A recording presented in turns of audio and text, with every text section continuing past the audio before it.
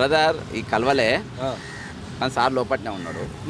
అయితే ఈరోజు ఈ హైదరాబాద్ పరివాహిక ప్రాంతంలో ఇల్లు కూలిపోయిన వాళ్ళు అందరు ఎవ్వరు కూడా మా ఇల్లు బఫర్ జోన్లో ఉంది కూలగొట్టమని ఎవరు కూడా చెప్పలేదు.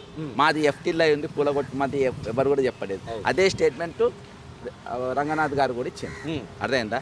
అయితే ఈరోజు వాళ్ళు ఎవరైతే బాధితులు ఉన్నారో వాళ్ళందరూ కూడా ఎందుకంత గట్టిగా చెప్పిందంటే ఈరోజు మా డాక్యుమెంటు మా పూర్వీకులు లేకుంటే మేము రిజిస్ట్రేషన్ ఆఫీసర్ రిజిస్ట్రేషన్ చేసుకున్నాము, మున్సిపాలిటీలో చేసుకున్నాము, రేరా గైడ్లైన్స్ ప్రకారము మాకు అన్ని అక్కడికి వెళ్ళి కూడా క్లియరెన్స్ ఆ ప్రొసీజర్స్ అన్ని మేము ఫాలో అయినాము, మేము కరెంటు బిల్లు కట్టినాము, ట్యాక్సులు కట్టినాము కాబట్టి మాకు క్లియర్గా ఉన్నాయి అని చెప్పింది. అదే స్టేట్మెంట్ రంగనాథ్ గారి. ఆయన కూడా నేను కూడా నా ఇల్లు కూడా అక్కడనే ఉంది, నేను కూడా నా ఇల్లు అక్కడికి వెళ్ళి కిలోమీటర్ దూరంలో ఆయన ఇచ్చిందనంటే బక్క జెర్సన్ అంటే ఆయన నా మీద మాట్లాడిన వేయలే.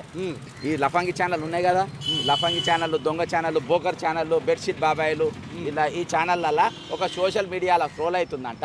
బక్క జెర్సన్ పేరు చెప్తలేరు. కృష్ణకాంత్ పార్క్ కాడికి పోయి కృష్ణకాంత్ పార్క్ అనే చెరువులో ఉందని నేను వీడియో తీసినాక అక్కడ కనబడతలేదంట.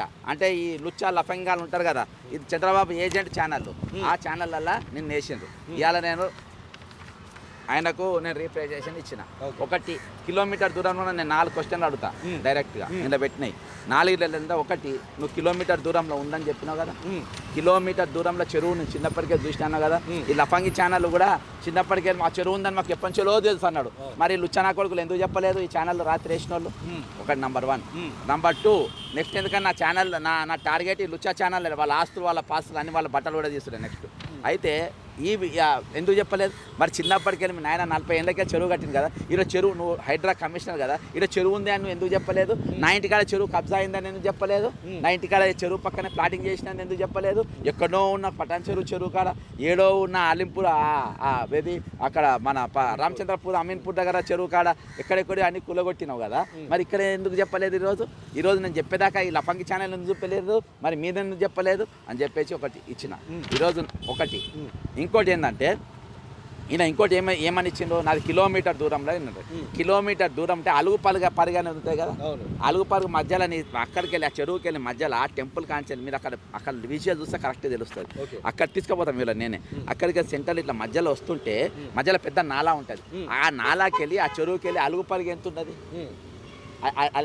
లెక్క చెప్పరా? చెప్పలేదు. సరే నీ ఇల్లు కిలోమీటర్ల ఉన్నది, మరి 100 మీటర్ల దూరం ఉన్న ఇళ్ళకి మీరు నోటీసులు ఇచ్చిందా?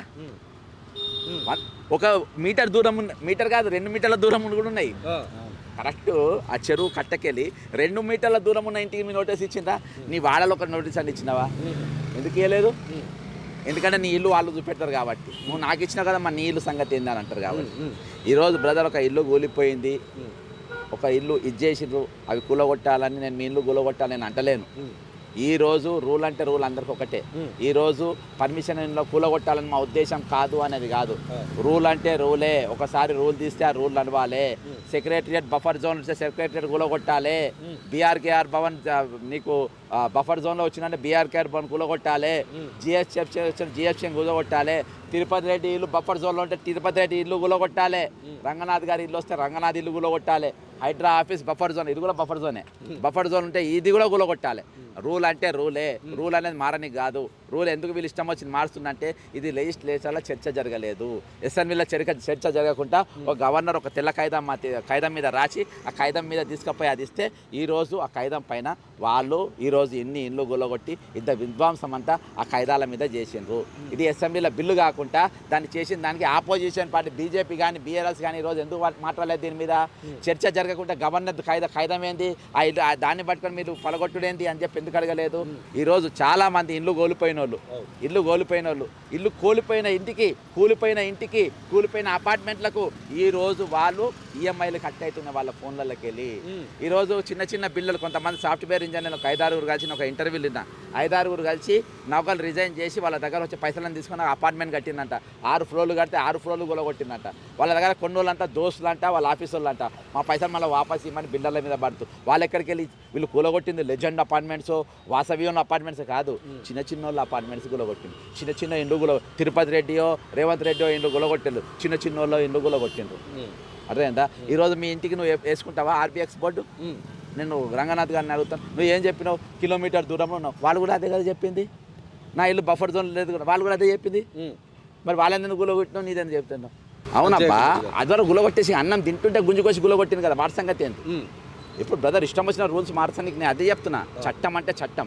ఇంకోటి ఏం తెలుసా, ఈ హైడ్రా అనేది పంచాయత్ చట్టాన్ని మున్సిపల్ చట్టాన్ని ఉల్లంఘించింది, దాన్ని ఓవర్కమ్ చేసింది. ఆ హక్కు దానికి లేదు. ఇంకోటి 11 సంవత్సరాలు దాటిన ఎమ్యూజ్మెంట్ యాక్ట్ అనేది ఉంటుంది. ఎమ్యూజ్మెంట్ యాక్ట్ 11 సంవత్సరాలు దాటి అదే ఇంట్లో ఉంటే డాక్యుమెంట్స్ ఉన్నా లేకున్నా ఎమ్యూజ్మెంట్ యాక్ట్ ఉంటుంది. మా యాక్ట్ ప్రకారం వాళ్ళకి ఎందుకు ఇవ్వలేదు?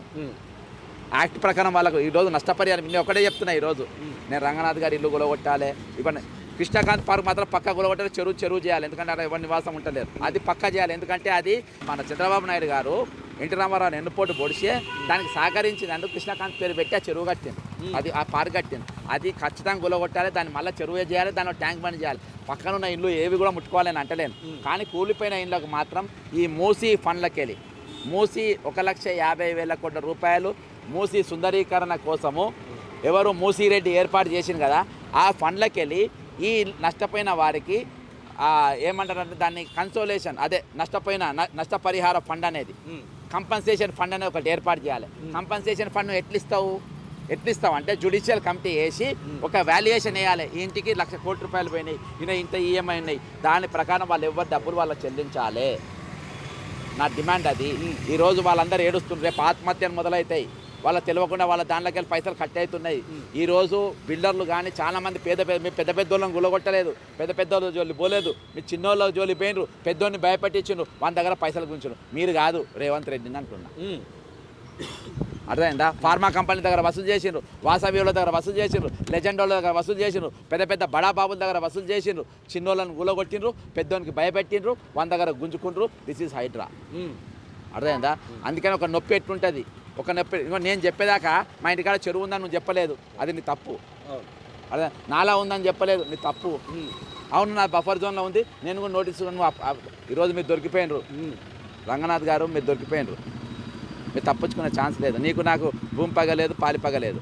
డ్యూటీ పరంగా మీకు అంత గౌరవం ఉండే. హైడ్రాక్ వచ్చినాకనే రేవంత్ రెడ్డి అనేతో చేతులు పడ్డాక ఈరోజు చాలామంది అధికారులు అర్థమైందా వాళ్ళది ఏదైతే రికగ్నిషన్ ఉండేనో అది కోల్పోయాను. వాళ్ళ మాట వాళ్ళు చెప్పిన మాట విన్నందుకు ఈరోజు కొత్తగూడ శ్రీనివాస్ రెడ్డి అసలు కనబడకుండా బయటికి పంపించారు, only to close some issues. కాబట్టి ఈరోజు చట్టం అనేది అందరికి ఒకటే ఉండాలి. యాక్ట్ అంటే చట్టం అంటే చట్టమే. అది నిన్న ఒక చట్టము ఇవాళ ఒకటి మేము మారుస్తామనేది లేదు. ఇవాళ చాలామంది వచ్చే రోజుల్లో నష్టపోయిన వాళ్ళు కూలగొట్టిన ఇండ్ల లిస్టు తీయాలి, వాళ్ళందరికీ న్యాయం చేయాలి, వాళ్ళందరికీ డబ్బులు ఇవ్వాలి. కూలగొట్టిన ఇండ్లకు మొత్తం ఎంత నష్టపరిహారం అంత డబ్బులు వాళ్ళకి ఇవ్వాలి. ఎమ్యూజ్మెంట్ యాక్ట్ పూర్తిగా వాళ్ళకి ఇచ్చిన హక్కును వాళ్ళకు తప్పకుండా వాళ్ళ చేర్చుకోసం చేయాలి. అదే ప్రజాస్వామ్యం beauty. This is the essence of democracy. This is the essence of our governance.